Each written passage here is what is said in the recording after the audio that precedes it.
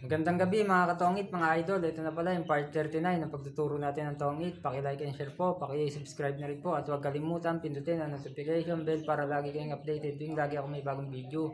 Paki-follow na rin po ako sa Facebook page ko, Budoy Costello. Ito na po.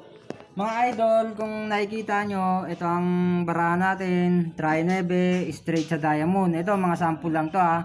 Halimbawa, tagdadalawa na lang yung natirang card natin. Ganyan.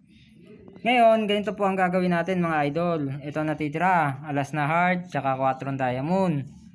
Kasi kung kayo nakikita ko, ang itatapon nyo mga idol, 4 no? Ganito po gagawin natin mga idol. Tayo kunwari magtatapon. Ang itatapon natin mga idol, alas. Yan po ang itatapon natin. Kasi mga idol, ganito yan eh.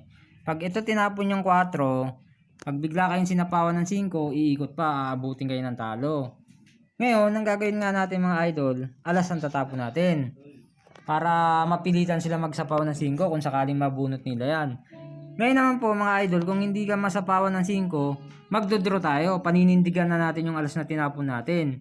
Kahit 3 ang bilang niya, tapos ito 4, atras na po yan kasi alas nga po yung tapon natin. Kaya sana may natutunan kayo. Hanggang dito na lang.